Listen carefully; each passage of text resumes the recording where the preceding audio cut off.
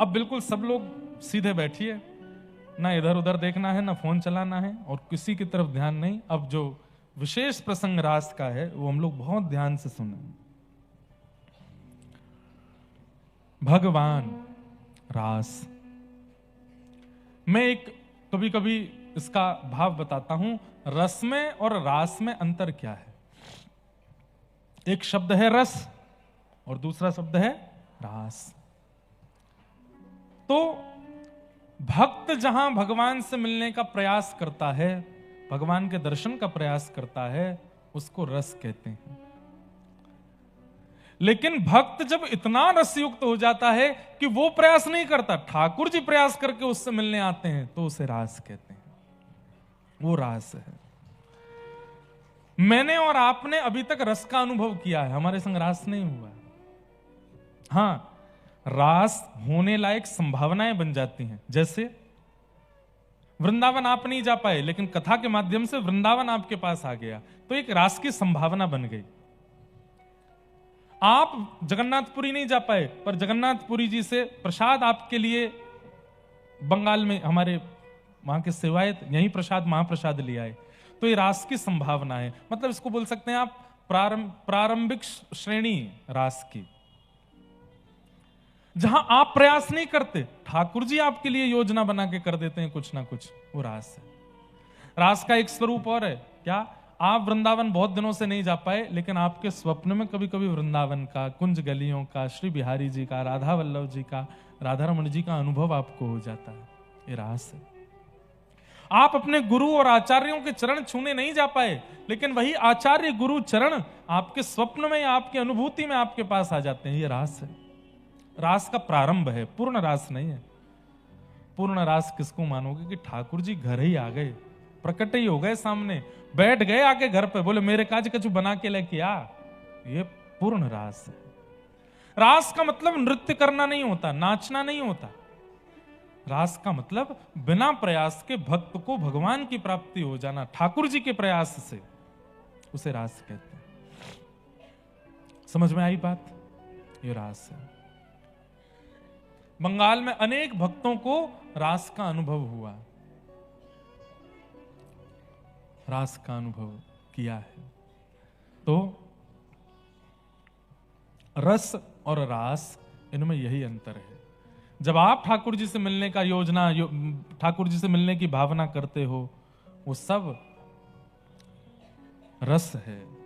पर ठाकुर जी प्रसन्न होकर के आपसे मिलने आ जाते हैं, ये रास है। सूरदास जी के साथ, कुमन दास जी के साथ, कृष्णदास के साथ, गोविंद दास के साथ, इन सब के साथ रास किया है ठाकुर जी ने। हमारे गिरिराज जी में एक कन्हैया नाम का एक व्यक्ति था, गोवर्धन में कन्हैया नाम का व्यक्ति था, रोज झाड़ू लगाता था। जन्म से उच्च कुल में नहीं जन्मा था, इसलिए उसको कई लोग मंदिर में नहीं जाने देते थे। ठाकुर जी बंधुओं कभी जात पात नहीं देखते, ठाकुर जी के लिए सब समान है। पर हम लोगों ने ही ये सारे विभाजन कर दिए। ठाकुर जी ने विभाजन व्यवस्थाओं का किया, व्यवस्थाओं का किया, लेकिन मेरा अधिकार किसी को नहीं है, ऐसी व्यवस्था ठाकुर जी ने नहीं बनाई। ऐसी व्यवस्था अगर ठाकुर जी ने बनाई होती तो सबरी के यहां ठाकुर जी कभी नहीं जाते, कोल भीलों के यहां ठाकुर जी भोजन बनवा करके नहीं पाते, स्वयं क्षत्रिय कुल में जन्म लेकर के नहीं आते। ठाकुर जी जात पात पूछे नहीं को, हरि को भजे सो हरि को हो। तो कन्हैया नाम का एक व्यक्ति था, झाड़ू लगाता था गिरिराज जी की तलेटी में, मंदिर नहीं जा पाता था, उसको जाने की अनुमति नहीं देते थे। श्रीनाथ जी विराजमान थे तब गोवर्धन में, रोज मंदिर की ओर देखता और ध्वजा जी देख करके बहुत रोता, हे नाथ, मैं अधिकारी नहीं हूं ना आपके दर्शन का, मैं आपके पास नहीं आ सकता, मुझे ऐसे कुल में क्यों भेजा आपने, मैं ऐसे घर में क्यों जन्मा जहां मुझे आपके दर्शन का अधिकार नहीं है। रोज रोता है। दोपहर में आज भी हमारे वृंदावन में 12:30-1 बजे मंदिर बंद हो जाते हैं और फिर 4:30-5 बजे के आसपास खुलते हैं। ये बीच में ठाकुर जी गैया चराने जाते हैं, ऐसी भावना है। तो उसी समय सब दर्शनार्थी अपने अपने घर को चले जाते, मंदिर के सेवाधिकारी प्रसाद पाके सोने चले जाते और उसी समय वो गिरिराज जी की तलेटी में दोपहर के समय चिलचिलाती धूप में झाड़ू लगाने के लिए आता और ध्वजा जी देख करके रोता रहता, मुझे अधिकार क्यों नहीं है आने का। अब उसने तो क्या, ठाकुर जी ने मन बना लिया कि मुझे इससे मिलना है। कैसे मिलूं? तो एक भगवान के सखा थे कलिकाल में, अष्ट सखाओं में से एक सखा, उनका नाम था गोविंद दास। क्या नाम था? गोविंद दास। आज श्रीनाथ जी अपने मंदिर में खड़े थे, राजभोग आरती हो रही थी, तो इतने में ही गोविंद दास कोई पद गा रहे थे और पद गाते गाते उन्होंने ठाकुर जी की ओर देखा तो ठाकुर जी के मुखमंडल पर चिंता का अनुभव हुआ उनको। बहुत ध्यान से सुनिएगा। गोविंद दास बोले जय जय। अच्छा, बाकी सबको लगता था मूर्तिमंत ठाकुर जी खड़े, पर गोविंद दास को सचल ठाकुर जी दिखते थे। तो गोविंद दास बाहर से ही बोले जय जय। कहा बात है? ठाकुर जी बोले नहीं कुछ नहीं। नहीं नहीं, आज चिंतित लग रहे हो आप, कोई बात की चिंता है आपको? ना ये सब ठीक है, कोई ऐसी बात ना। बोले नहीं नहीं बताओ ना जय जय, मैं पूरी करूंगा, जो आप कहोगे सेवा में करूंगा, आप काय बात को चिंतित हो? ठाकुर जी बोले दाल बाटी खावे को मन हेरो मेरो। अरे तो यहां में चिंता की क्या बात है? अभी रसोईया जी से जाकर के मैं कह दूंगा, रसोई में बढ़िया दाल बाटी आपके काज बन जाएगी और भोग लग जाएगा। ठाकुर जी बोले ना रसोई की ना पानी। तो आज गोविंद दास तुम अपने खिरक में बनाओ, तुम अपने बगीचा में सुंदर कंडा में बाटी बनाओ, बढ़िया दाल बनाओ, और मैं वहां आकर के पेड़ की छैया के नीचे बैठ करके प्रेम से पाऊंगा, मेरा ऐसा मन है। गोविंद दास बोले जय जय। अगर गुसाई जी को पता चल गई तो? बोले यही मारे तो मैं कह रहा हूं चुप कहते कि गुसाई जी को नहीं बतानी, मैं आऊंगा। तो गोविंद दास बोले ठीक है, तो फिर जय जय मैं जा रहा हूं, जल्दी तैयारी करूं और आप 1.5-2 घंटा बाद आ जाइयो, तब तक सब तैयारी हो जाएगी। ठाकुर जी बोले हाँ, तब तक राजभोग आरती भी हो जाएगी, सब चले जाएंगे, मैं आ जाऊंगा। अच्छा, एक बात बीच में कह दूं, अगर किसी प्रेमी उपासक को व्रज वृंदावन में ठाकुर जी मिलेंगे तो उसका समय क्या है?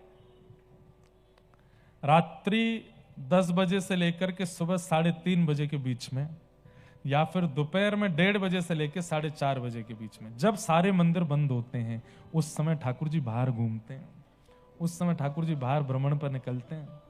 उस समय यदि कोई पुकार रहा हो, भावना से युक्त बैठा हो, और उस समय कोई अनेक दिनों से ठाकुर जी को अपनी प्रेम लक्षणा भक्ति से पुकार रहा हो, इसी समय ठाकुर जी मिलेंगे। मेरी बात को कई लोग खंडित कर सकते हैं, लेकिन मैंने जितने चरित्र पढ़े हैं, ठाकुर जी इसी बीच के समय में मिलते हैं, राजभोग उत्थापन आरती के बीच में और रात्रि शयन से मंगला के बीच में, इसी समय ठाकुर जी निकलते हैं। क्योंकि व्रज वृंदावन में जितने भी मंदिर हैं, वो सब मंदिर आपके लिए हैं, पर वृंदावन वालों के लिए वो नंद भवन है। ठाकुर जी यशोदा के लाला हैं, बिना मैया को सुवाए ठाकुर जी कहीं नहीं जाएंगे। रात में जब मैया सो जावे तब ठाकुर जी निकले, या फिर दोपहर में जब ठाकुर जी गैया चराने निकलते हैं तब ठाकुर जी आते हैं। ये 2 समय हैं। तो ठाकुर जी ने गोविंद स्वामी से कही तुम दाल बाटी बनाओ, मैं आऊंगा। यहां राजभोग आरती हुई। आरती के बाद ठाकुर जी के कपाट बंद कर दिए गए, सब मंदिर के लोग अपने अपने घर को चले गए, दर्शनार्थी चले गए। दोपहर का समय हो गया और वो कन्हैया झाड़ू लगाता हुआ आया। इतने में ही ठाकुर जी मंदिर से बाहर निकल के ऊपर गिरिराज जी पर डोल रहे हैं, और वो कन्हैया रोता रोता केवल झाड़ू लगाता रहता, मुझे कब मिलेंगे, मुझे कब प्राप्त होंगे, मुझे कब दर्शन होंगे, मैं अधिकारी क्यों नहीं हूं इस दर्शन का। सब लोग इधर देखो, ध्यान से सुनो, बहुत भावना वाली कथा। इतने में ही ठाकुर जी जोर जोर से चिल्लाने लगे ऊपर से। और क्या चिल्ला रहे हैं? अरे कांटो लग गो, अरे मेरे पाम में कांटो चलो गो, अरे भैया कोई आओ जल्दी ते आए करके या कांटे को निकाल दो, बहुत दर्द है रो है, बहुत पीड़ा है रो, अरे भैया मैं तो मर गो, अरे भैया मेरे तो लग गई। नीचे वो कन्हैया झाड़ू लगा रहा था, उसने आगे पीछे देखी आवाज कहां से आ रही है। तभी ठाकुर जी, दारी के आगे पीछे देख रहा, ऊपर देख, मेरे लगो कांटो। जैसे उसने दृष्टि ऊपर करके देखा, स्वर्ण का तिरछा मुकुट ठाकुर जी के धरा है, ऐसी सुंदर बढ़िया पीतांबरी पहनी है, श्याम वर्ण की कांति है, कमल जैसे नेत्र हैं। कालिदास जी की एक पंक्ति है, मुझे याद नहीं आ रही है, याद आ जाएगी तो मैं सुनाऊंगा। उसका अर्थ मुझे पता है। संस्कृत की एक पंक्ति है, उस पंक्ति का ऐसा अर्थ है, कभी किसी ने कमल से कमल प्रकट होना ये सुना तो बहुत गया पर देखा नहीं गया है। कमल में से कमल प्रकट हुआ ये सुना तो बहुत है पर देखा नहीं। तब कालिदास वृंदावन गए और वृंदावन में जाकर के जब वृंदावन चंद्र का उन्होंने दर्शन किया तो इसके आगे की पंक्ति उन्होंने पूरी कर दी और बोले मैंने आज कमल से कमल प्रकट होते हुए देखा। बोले कैसे? बोले श्री कृष्ण का मुख कमल और उस पर 2 नेत्र कमल, कमल पर कमल प्रकट होते हुए देखा। ऐसे ठाकुर जी के नेत्र। बहुत सुंदर पंक्ति है। अब तो वो कन्हैया जैसे ही ऊपर देखे उसके तो शरीर में कंपायमान होने लगा। रास हो रहा, इसको रास कहते हैं, ये रास हो रहा है। उसने प्रयास नहीं किया, ठाकुर जी अपने आप दर्शन दे रहे हैं। नीचे से बोलो तुम कौन हो? बोले परिचय बाद में पूछियो, पहले ऊपर आए कि मेरे कांटो निकार। अरे मैं ऊपर ना चढ़ सकूं, मैं गिरिराज जी पे चढ़वे को मेरा अधिकार नहीं है। ठाकुर जी गुस्सा करके बोले कोई देख ना रो तो को, कोई कछु नहीं कहेगो, तू ऊपर आ जल्दी, मेरे कांटो देख रक्त न करवे वारो है। अरे कितनो निष्ठुर है, जिनके चरणन में कभी कोई पीड़ा नहीं है जाए, ऐसी योजना देवता भी बना में, तू उनके चरणन की पीड़ा कैसे सुन सके, जल्दी आ। नीचे से कन्हैया बोले एक बार बता दो तुम हो कौन? बोले मैं वही हूं जो मंदिर में दर्शन दूं। बोले आप श्रीनाथ जी हो, आप ठाकुर जी हो, आप वृंदावन चंद्र हो, आप नंद नंदन हो? बोले हाँ। पहले तो नाचन लगो, दूर से बलैया लेने लगो, नेत्रन से अश्रु बहान लगो। मेरे ठाकुर जी आज मुझको दिख गए। ठाकुर जी बोले जे सब बाद में करियो, पहले मेरे पास आ जा। कन्हैया ऊपर चढ़ गए, गिर पहली बार चढ़ा है जन्म लेने के बाद आज पहली बार ऊपर चढ़ा। ऊपर जाकर जैसे जैसे ठाकुर जी के पास जावे, बैठ करके रोने लगे, कभी नाचने लगे, पागल सा होने लगा ठाकुर जी को देख करके। जैसे ही ऊपर पहुंचो ठाकुर जी बोले ले मेरो पाम पकड़। जिन चरणों को ठाकुर जी किसी को प्रदान नहीं करते तुरंत उसकी गोद में धर दिए ठाकुर जी ने। ले अब यहां में से कांटो निकाल।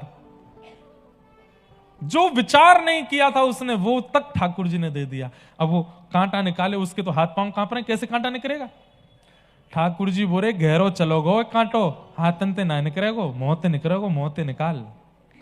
अब वो ठाकुर जी का मुखमंडल, ठाकुर जी का चरण अपने मुख की ओर ले जाता है और जिन चरणों की रज को जा रज को ब्रह्मादिक तर से, जा रज को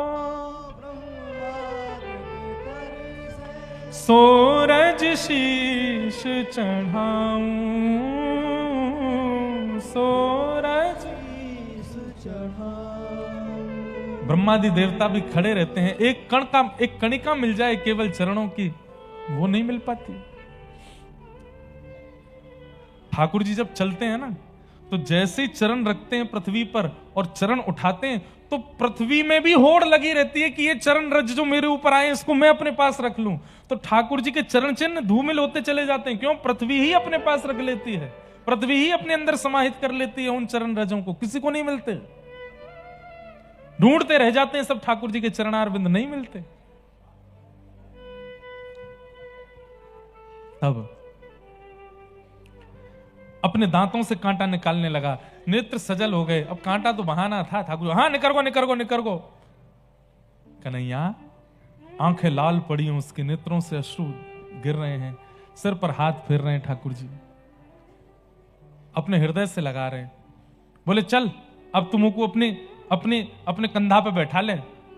बोले मेरे ऊपर बैठेंगे नाथ, मैं ऊंचे कुल का नहीं हूं, मैं छू भी नहीं सकता आपको। बोले तू बात मत बनावे, चल बैठ जा नीचे। नीचे बैठा दियो, उसके दोनों कंधों पे अपने पैर लटका लिए, सिर पकड़ लियो। बोले चल। बोले कहां? गोविंदास के खिरक में लेके चल, मां दाल बाटी बनी है, दोनों खा के आवेंगे। चढ़ के ठाकुर जी जा रहे हैं। इसको कहते हैं रास। गोविंद दास, वो कन्हैया बोला ठाकुर जी ये गोविंद दास ना गुसाई जी के बड़े प्रिय हैं और कहीं इन्होंने शिकायत कर दी कि मैं गिरिराज जी पर चढ़ा, मैंने आपको छुआ तो मुझे गुसाई जी कहीं नगर से बाहर ना निकाल दें, आप मुझे इनके पास मत लेके चलो। ठाकुर जी बोले चल तेरी एक बात मान लूंगा, तू एक काम कर या पेड़ के पीछे छुप के बैठ जा, मैं दाल बाटी खा के आऊंगा, तेरे काजे लेके आऊंगा। सोचिए, इसको कहते हैं रास। ठाकुर जी गए, गोविंद दास के खिरक में पहुंचे। गोविंद दास आहा मेरे नंद नंदन आए हैं, मेरे लाडले आए हैं, मेरे प्यारे ठाकुर जी आए, बिराजो बैठा दिए ठाकुर जी। अब बाटी आप लोगों के यहाँ तो गैस चूल्हा पे बनती होगी, हमारे यहाँ चूल्हे में बनती है। कंडे होते हैं ना गोबर के उपले, वो जब हल्के हल्के जल करके बिल्कुल थोड़े थोड़े रह जाते हैं, तो उसमें सेके जाती है बाटी। अब बाटी सेक सेक करके सामने ठाकुर जी के पधरा में, अब एक बाटी पधराई, दूसरी जैसे सेकने लगते, इतने में ठाकुर जी कहते, ए गोविंदा जल्दी कर, मैं तो भूखों मर गो। बोले खा गए आप? बोले हाँ। ठाकुर जी नेक खामे और बाकी बच्ची भाई अपनी जेब में धर लें, वाके काजी लेके जानी है, कन्हैया खड़ो पीछे। जहां ठाकुर जी की प्रसादी में 10-12 बाटियां आती, आज ठाकुर जी 30 बाटी खा गए, दोनों जेबन में भर गई। अब बाटी खा करके ठाकुर जी बोले चलो भैया नेकात देर में मंदिर खुलवे को समय हो, मैं जाऊं वापस। हाँ हाँ ठाकुर जी, बढ़िया लगो, स्वाद आया? बोले हाँ बहुत बढ़िया। जैसे ही ठाकुर जी खड़े भये, सो पीताम्बरी ऐसे फैल गई उनकी, यहां से बाटी वाटी सब लद रही हैं। गोविंदास बोले जे कहा है गोजान में हैं, बाटी धर के कहां ले जा रहे हो? ए ठाकुर जी बोले नहीं नहीं, मुझको रात में भूख लगेगी तो मैं सोची रात में। अरे तुमने तो एको नहीं खाई, सबरी गोजा में धल नहीं। तुरंत हाथ पकड़ लियो, सही सही बताओ कौन के काज लेके जा रहे हो? प्रिया जी ने मंगाई है, पर प्रिया जी तो आज छिक्के राजभोग कर चुकी हैं, वो तो पामेंगी नहीं। कौन के काज लेके जा रहे? तुम्हें मेरी सौगंध है, सही सही बताओ। गोविंद दास से इतनी प्रीति करते हैं ठाकुर जी, ऐसी बात करते थे उनसे। कौन आयो तुम्हारे संग में, कौन आयो जल्दी बताओ। गोविंदास बाहर जाके देखने लगे तो कन्हैया दूर से झांक रहा था, और झांकता हुआ कन्हैया गोविंदास को दिख गया। अरे ये तो कन्हैया है, ये हमारे गिरिराज जी में झाड़ू लगावे इतकुआ। अरे कन्हैया सांची सांची बता कहा बात है? तो कन्हैया डर के मारे बोलो, मुंह को नगर से मत ने करवाइयो, मुंह को गिरिराज जी से बाहर मत फेंकवाइयो, और गोसाई जी से मत कह दियो, सब सच बताऊंगा। बोलो कछु ना करूंगा, तू बता। बोले जय जय ने मुंह को ऊपर गिरिराज जी पे बुलायो, अपने पाम में लगो कांटों में होते ने करवायो। माता जी बहन जी दे दो भैया इनको, पहले दे दो जो मांग रहे हैं। अच्छा पर्स दे दो, जल्दी करो, जल्दी जल्दी, जितना जल्दी हो सके दे दो। हे मेरे नाथ, रास होते होते रह गया। माता जी चली गई, पर्स छोड़ गई थी यहीं पे। पर्स छोड़ के नहीं गई, पर्स ठाकुर जी ने धर लिया था। बोले काय को जा रही है, इतनी बढ़िया कथा चल रही है, वापस आजा सुन ले। लेकिन मैया कह रही हैं ठाकुर जी आपके रास से ज्यादा जरूरी मेरी चाय है, मोह जाके पीनी है, या दवाई है, कछु भी काम है सके। एक और मैया जा रही हैं, जान दो भैया। तो कहां था मैं?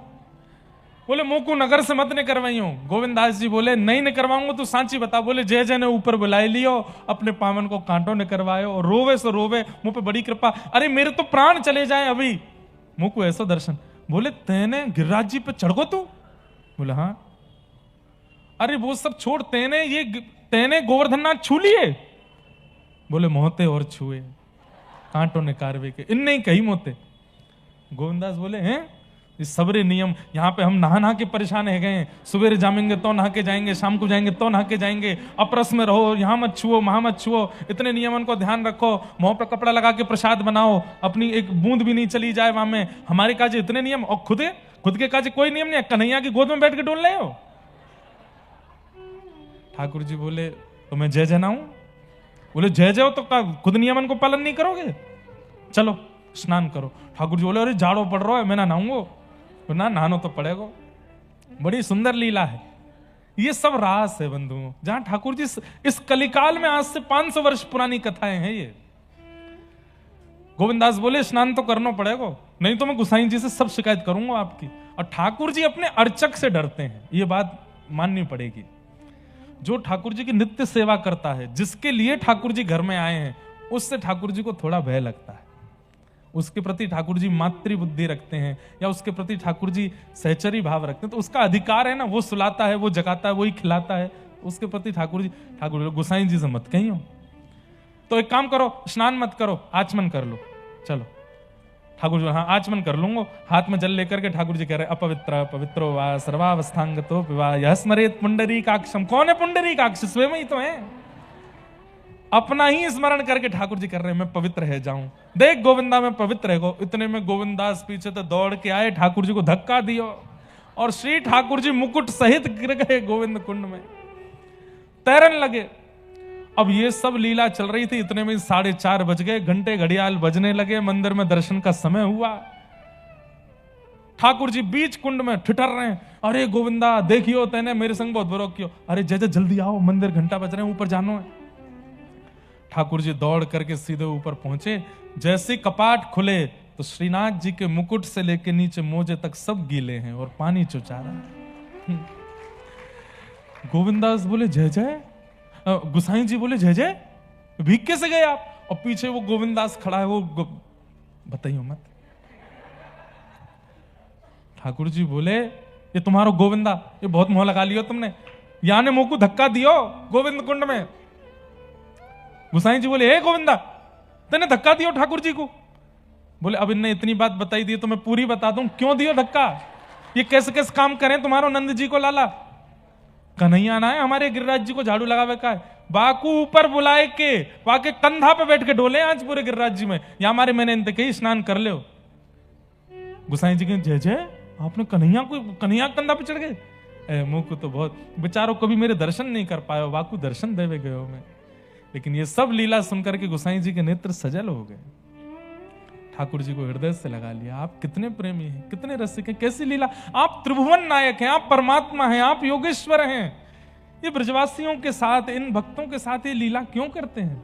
ठाकुर जी बोले मुझे रास बहुत प्रिय है, ये मेरे पास आवे वो रस है, पर वह रस को आस्वादन कर करके वह रस को भंडार मेरे चित्त में इतना है जाए कि वो भंडार मैं रास के रूप में प्रवाहित कर दूं, ये लीला करके, ये सुख देख करके। तो बंधुओं ये रास है। यहां मैया लाला को दूध पिला रही हैं, इतने में ही एक पड़ोस की सखी आ गई, और पड़ोस की सखी आई के बोली अच्छा ठाकुर जी केवल नंद भवन की गैया लेके नहीं जाते हैं, यहां देखो हेलीकॉप्टर पे ध्यान मत दो, इधर देखो, ठाकुर जी अकेले नंद भवन की गैया लेके नहीं जाते, अड़ोसी पड़ोसी सबकी गैया लेके जाते हैं। अच्छा सबकी गैया जब चरा करके आते हैं तो अड़ोसी पड़ोसियों का दूध यदि कम आता है तो वो शिकायत करने ठाकुर जी के पास जाते हैं, अरे लाला तू हमारी गैया ढंग से ना चरावे, देख वहां को दूध ही ना है रो। इतने में एक गोपी आई और गोपी आके बोली, यशोदा मैया के पास से जब ठाकुर जी उठ के नेक इधर को गए, मैया के सामने नहीं, एकांत में गोपी ने ठाकुर जी पकड़े, बड़ी दुखी हारी सी बैठी। ठाकुर जी ने कही हेरी गोपी काय बात को दुखी है? बोले लाला तू ऐसी गैया चरा के आवे, पतो ना का है गो मेरी गैया को, वो बिदक रही है, बिदकनो मतलब अपने थनन को मुंह को छून ना दे रही है, दूध ना निकाल दे रही है। ठाकुर जी अभी 5 वर्ष के, पहले दिन गैया चरा के आए पहली बार। इतने में ठाकुर जी बोले अच्छा मैं आऊं का, मैं निकार भी आऊं दूध। ठाकुर जी पे दूध निकारनो आवे भी ना है, लेकिन वह गैया के सामने, वह गोपी के सामने ऐसे दिखा रहे हैं कि मैं तो दूध निकारी दूंगा, छोटे से ठाकुर जी। गोपी बोली मैया को पता चल गई तो डांटेगी, बोले मैया मत बतावे, अरे मैया तो जाने ना है, मुंह पे तो गैया के सबरे काम आमे, और तू देखियो मेरे हाथ लगते ही अपने आप दूध निकलने लगा वो गैया के, तू लेके चल। गोपी बोली अच्छा चुपचाप आ जाओ। ठाकुर जी चुपचाप पीछे के द्वार से निकल के दूसरी गोपी के घर पहुंच गए, वहां की गैया जो बिदक रही है, रम्मा रही है, वहां के पास पहुंच गए, और आता तो है नहीं दोहना, लेकिन जैसे ही थन पकड़े हैं वास्तव में वह गैया के नेत्र सजल है गए, श्याम सुंदर मेरा दूध निकाल रहे हैं। दूध निकालना सामान्य बात नहीं है, जिन्होंने निकाला उनको पता होगा, खूब बल भी लगाना पड़ता और गैया को चोट भी नहीं आनी चाहिए तब दूध निकलता। वो एक ऐसे हमारे ब्रज में तो ऐसे अंगूठा करके ऐसे पकड़ के थन तब दूध निकालते हैं, और उसमें भी जोर भी लगाना पड़ता है, इतना भी जोर ना लगे नहीं तो गैया दूध नहीं देती फिर। लेकिन जैसे ही छोटे छोटे हाथन से ठाकुर जी ने गैया के थन पकड़े हैं, गैया के चारों थनन से अपने आप दूध निकलने लगो, और महाराज कच्छू तो दोहनी में जा रहा है, कच्छू नीचे को गिर रहा है। हाँ आधो तो दोहनी में गयो और आधो नीचे गिरन लगो। गोपी बोली अरे बाबड़े या हमारे दूध ने करवा भी आई मैं तोते, तेने आधो दूध तो नीचे बहा दियो। ठाकुर जी बोले हम ते जरे मत लड़ावे, केवल ग्वाल बालन को अधिकार है दूध पीवे को, केवल बछड़ा बछियान को अधिकार है। अरे गोकुल की चेंटी भी दूध पीमेंगी, गोकुल के चेंटा दूध पीमेंगे, या हमारे नीचे गिरा रहा हूं मैं, अच्छा गिरा नहीं रहे, वो तो संभल नहीं रहा ठाकुर जी से इसलिए गिर रहा है, तो बात को कवर कैसे करूं? बोले चेटा चेटी पीमेंगे या मारे गिरा रहा हूं। सखी बोली अच्छा। इतने में ही वो सखी क्या बोल रही है ठाकुर जी से, इतना बढ़िया दूध निकारो है, अब सो तो को एक दक्षिणा दे रही हूं। बोले कहा अब तो मेरी गैया को दूध तू ही निकारे को, रोज आइयो निकारे लेके काजे। और ठाकुर जी वचन दे रहे हैं, बोले जब तक गोकुल में हूं, जब तक वृंदावन में, रोज तेरी गैया को दूध निकारवे आऊंगा। रोज ठाकुर जी बाकी गैया को दूध निकारवे जामे। ऐसे ठाकुर जी की मधुर गौचारण लीला। लीला तो बहुत सुंदर है, बहुत अद्भुत और बहुत विस्तृत है, पर छोटा सा एक अंश गौचारण लीला का। ठाकुर जी गौचारण करने के लिए जाते हैं और धीरे धीरे अब ठाकुर जी ने और बड़े होते जा रहे हैं। आगे और भी कई लीलाएं ठाकुर जी ने की। धेनुकासुर का वध किया। कालिया नाग यमुना जी में प्रविष्ट हो गया था, ठाकुर जी ने उसे वहां से निकाला तांडव नृत्य करके। तत्पश्चात वेणु गीत का सुंदर प्रसंग आता है और श्री ठाकुर जी मधुर लीला सब गोपियों के संग कर रहे हैं। तभी चरित्र आता है यहां पर गोवर्धन पूजा का। सब ब्रजवासी इंद्र की पूजा करते हैं, तो ठाकुर जी ने एक दिन मैया और बाबा से जाके कही कि ये 56 भोग कौन के काजे बनाए जा रहे हैं। नंद बाबा ने कही, बोले लाला पर्जन्यो भगवान इंद्रो मेघास्तस्यात्म मूर्तय। लाला ये पर्जन्य भगवान इंद्र हमारे देवता हैं, हम साल में एक बार उनकी आराधना करते हैं, एक बार उनकी पूजा करते हैं, तो उसी की कृपा से हमारे घर में धन वृद्धि, हमारी खेती बाड़ी आदि सब होती है, गैयाओं की फसल बढ़िया होती है, खाने के लिए गैयाओं का चारा श्रेष्ठ होता है। इंद्र की कृपा से ही हमारे घर चल रहे हैं ब्रजवासियों के, इसलिए हम इंद्र की पूजा करते हैं। ठाकुर जी बोले बाबा इंद्र की तो पूजा कर रहे हो, लेकिन अगर कहीं सूर्य नाराज हो गए तो हमारा घर चल जाएगा, तो खेती बाड़ी अच्छी होगी, तो फसल रह जाएगी। बाबा केवल इंद्र की पूजा करने से नहीं, सूर्य की प्रसन्नता, वरुण देव की प्रसन्नता, वायु देव की प्रसन्नता, पृथ्वी देवी की प्रसन्नता, इन सबकी प्रसन्नता जरूरी है, तभी हमारी फसल अच्छी है सके। अकेले इंद्र के प्रसन्न है तो कछुनाएं होगो। सब ब्रजवासी बोले लाला बात तो तू ठीक कह रहा हो, तो हमें कहा करना चाहिए। तो ठाकुर जी बोले एक दिना इंद्र के 56 भोग करो, फिर अगले दिना वरुण देव के 56 भोग करो, वाके अगले दिना सूर्य देव के 56 भोग करो, वाके अगले दिन उनके 56 भोग करो। 33 कोटि देवता हैं, सबन के 56 भोग करो। अरे लाला हम तो सब बिक जाएंगे, इतना 56 भोग कैसे करेंगे? ये एक करवे में साल भर की मेहनत लग जाए हमारी, कोई और उपाय ना है? ठाकुर जी बोले हाँ, वृक्ष को हरे भरे करने के दो ही उपाय हैं, या तो जड़ में पानी डालो या एक एक पत्ते पे पानी डालो। पत्तान पे पानी डालने में तो समय लगे, या हमारे केवल जड़ में पानी डालो। ऐसी 33 कोटि देवता हैं पिताजी, और इन सबके जड़, इन सबके आधार श्रीमन नारायण हैं। यदि केवल उनकी आराधना कर ली जाए तो सारे देवता अपने आप संतुष्ट हो जाते हैं, और वही नारायण हमारे व्रजमंडल में गोवर्धन के रूप में विराजमान है, उनकी पूजा करो। ब्रजवासियों ने नहीं मानी ठाकुर जी की बात, बोले बरसन ते चली आ रही हमारी परंपरागत पूजा, तेरे कहवे तक छोड़ेंगे हम? इंद्र की पूजा करवे थे हमें, ये तो मन में रहे कि इंद्र हम अतिवृष्टि अनावृष्टि ओलावृष्टि ना करेगो, तेरे देवता की पूजा करवे तो कहा होएगो। ठाकुर जी बोले तुमने इंद्र कभी देखो? बोले ना देखो। बोले हमारो देवता प्रकट है के दर्शन देगो, चलो। सब ब्रजवासी बोले लाला सच में प्रकट होएगा? बोले हाँ। और इस बात से, इस लोभ में, इस प्रलोभ में सब ब्रजवासी गोवर्धन गए कि हमें ठाकुर जी के दर्शन होंगे। 56 भोग पधराए हैं, गिरिराज जी की जाके परिक्रमा करी है। जैसे ही सब ब्रजवासियों ने प्रणाम किया, श्री गोवर्धन पर्वत से 4 भुजा वाले श्री गोवर्धन नाथ प्रभु प्रकट हो गए। बोलो गोवर्धन नाथ की। 4 भुजा वाले श्री गिरिराज जी प्रकट है गए, और प्रकट है करके सब ब्रजवासियों को दर्शन देने लगे। ब्रजवासियों ने 56 भोग पवाए, खूब आनंद में भर गए। बहुत सुंदर लीला है गोवर्धन पूजा की।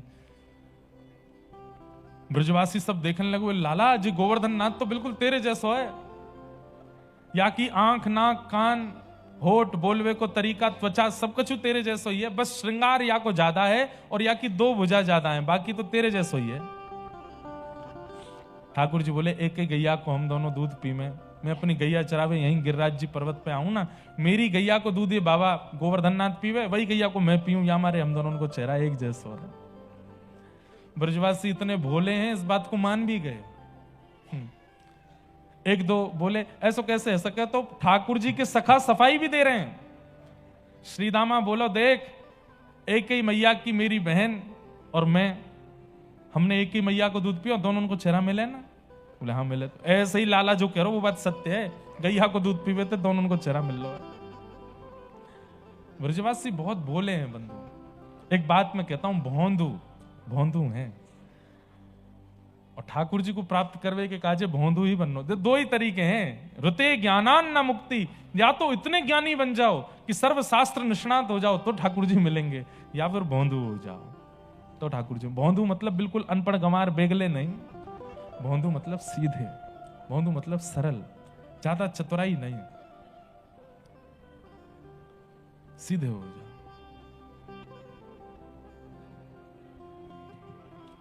सब ब्रजवासियों ने गिरिराज बाबा की पूजा करी।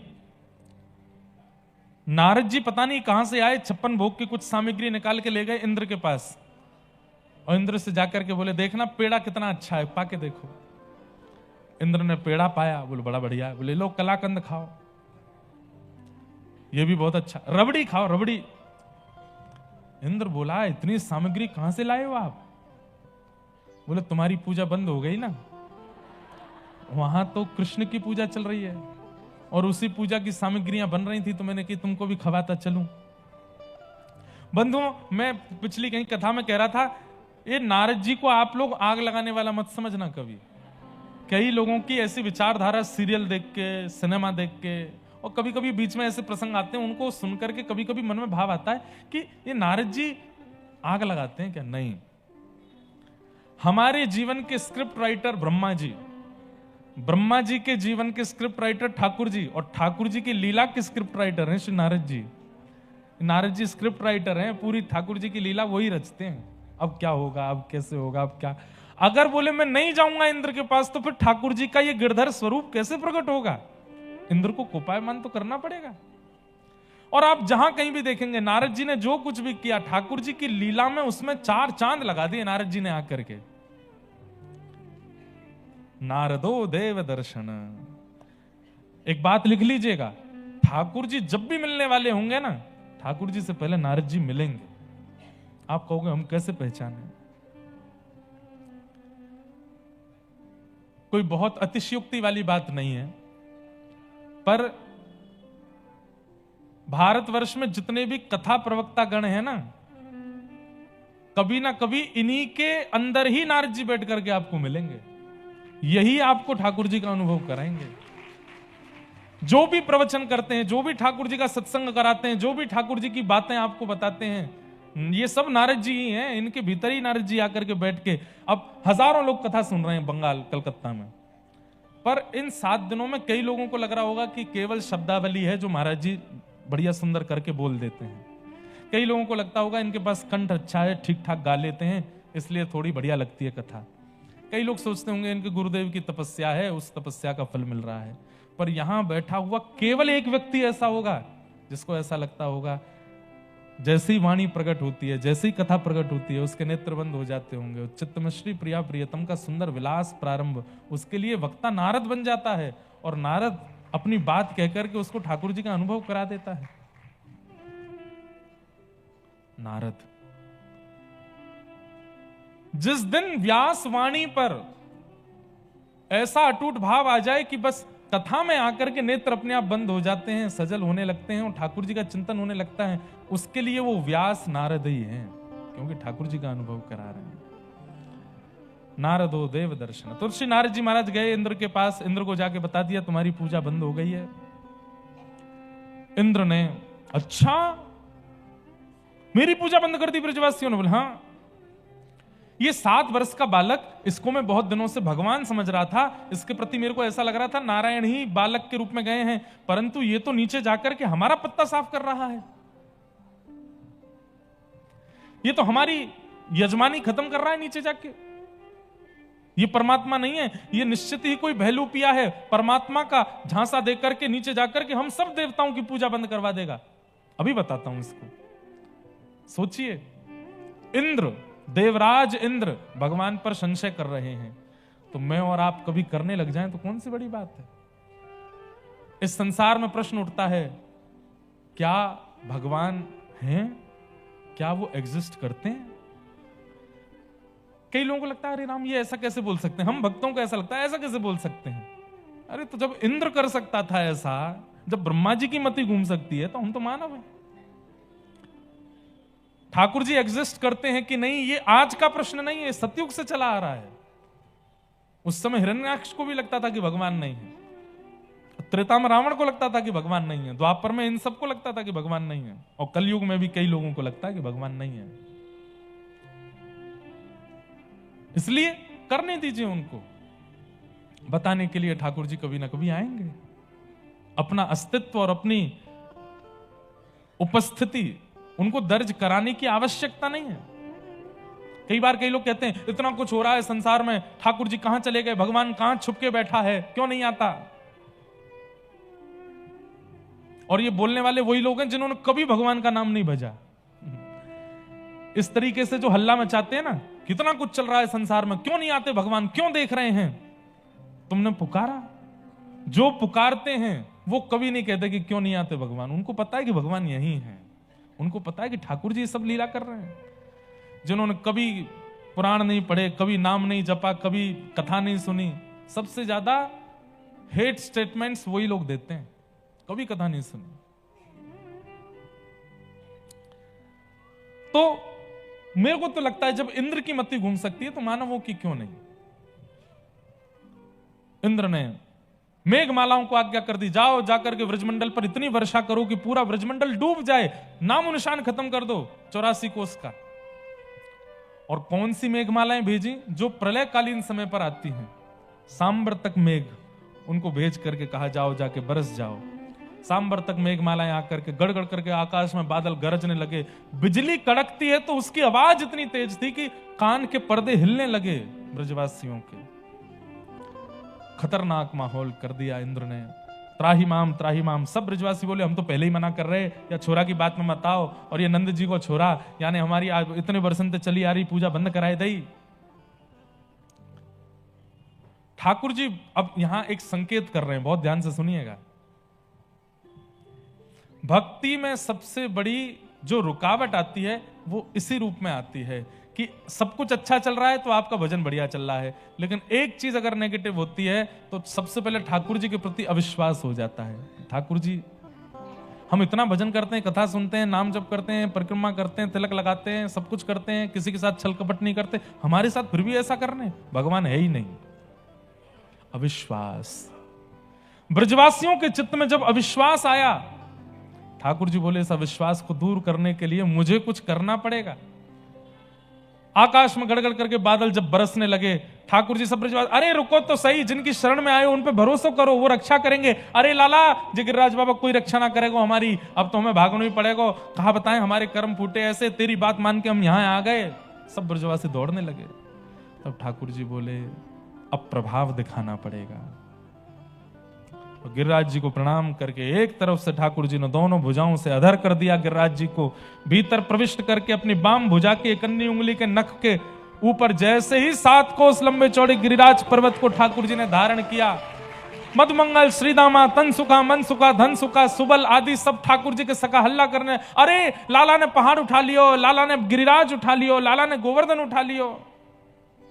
चारों तरफ मेघमालाएं ऐसे गिर रही थीं, ब्रजवासियों के पास और कोई रास्ता नहीं बचा, सब गिरिराज जी के नीचे आ गए और सब एक टक बिना पलक झपकाए ठाकुर जी को देख रहे हैं। एक शिला के ऊपर ठाकुर जी खड़े हैं। बोलो गिरवरधारी गोपाल की। अपने नख के ऊपर ठाकुर जी ने गिरिराज जी धारण किए। गिरिराज जी में हनुमान जी रहते हैं, कृष्ण लीला का अनुभव करने के लिए श्री हनुमान जी महाराज गिरिराज जी में रूप बदल के रहते हैं। किस रूप में रहते हैं? पूछरी के लौठा, पूछरी के लौठा के रूप में। अच्छा, ये कोई नाम नहीं है उनका, बहुत ध्यान से सुनो, इधर देखो।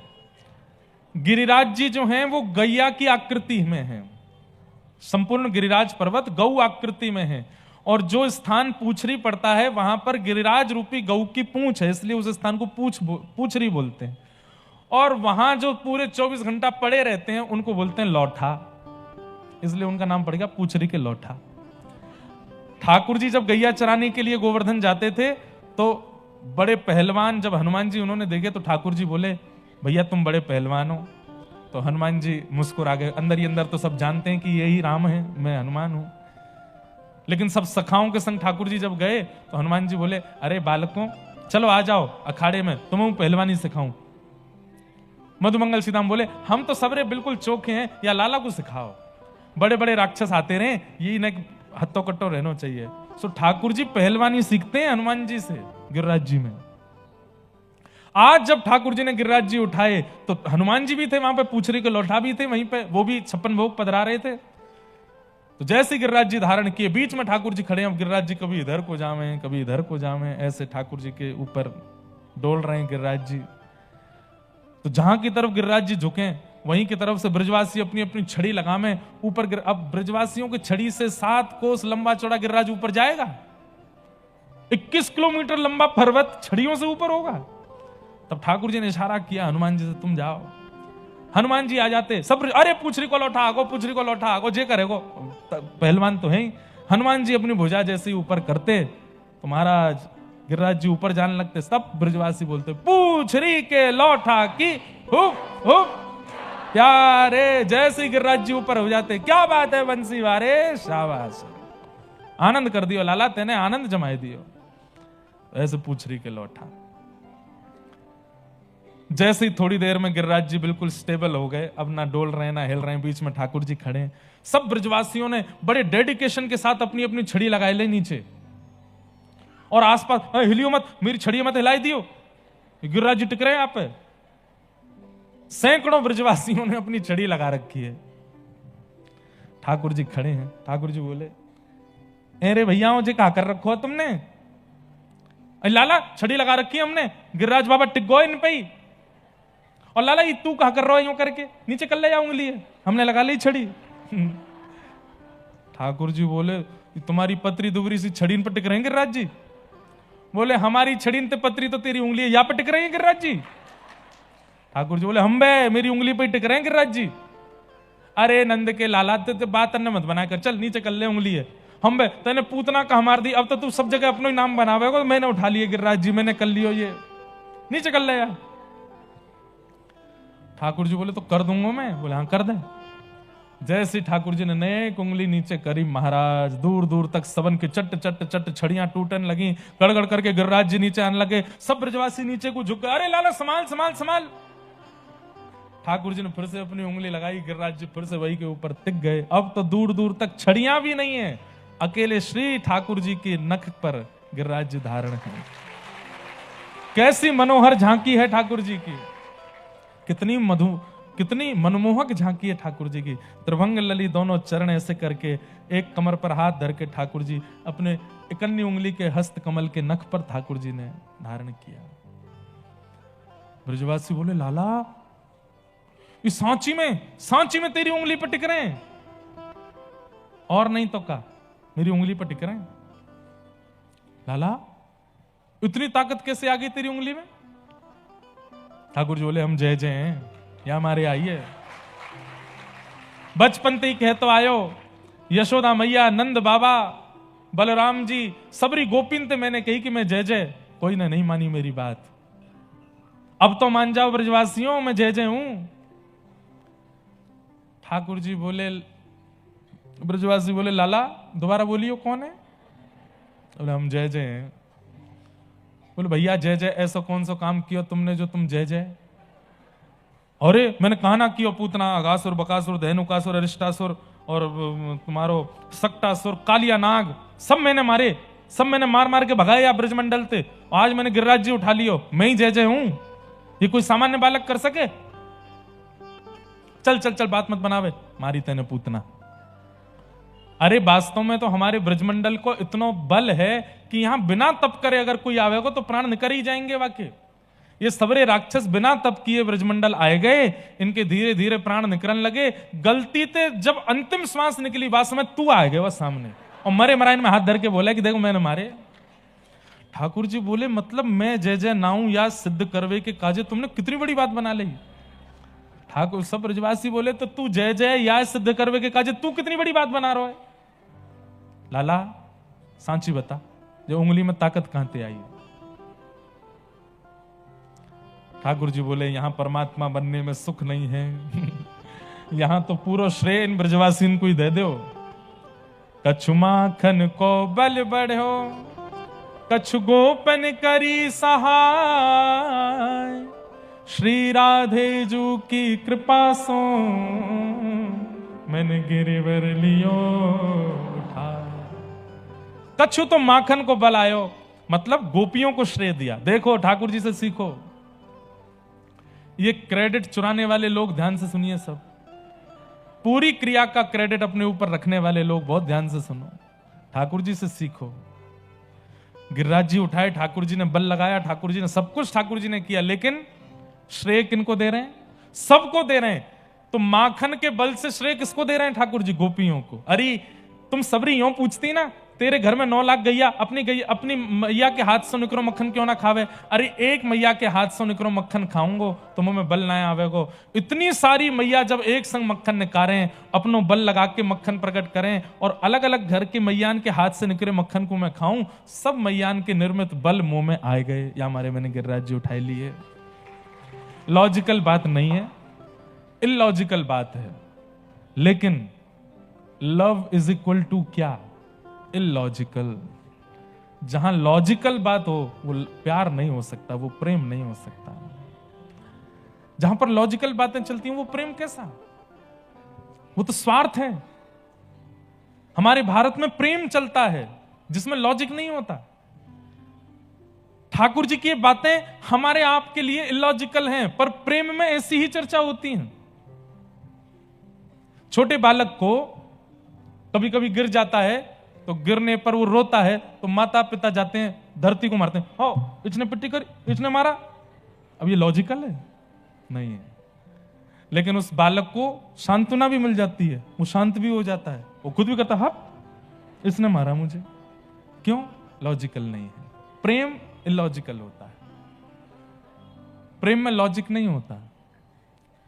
छोटे छोटे बच्चों को हम समझाते हैं, बुझाते हैं, तो जो वार्ताएं करते हैं वो बिल्कुल उसको अनकंडीशनल लव या कह लो बिल्कुल पवित्रतम प्रेम कौन सा? जो छोटे बालक के प्रति आपका होता है, वो सबसे पवित्र प्रेम है।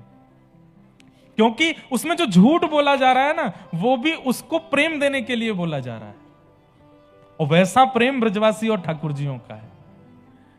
तो ठाकुर जी बोले भैया तुम सबन के हाथ सो निकसो मक्खन मैंने खायो, या हमारे मैंने गिरिराज जी उठा लिए। सबरे ग्वाल बाल बोले हम बे लाला सबरो श्रेय गोपी नहीं देखो।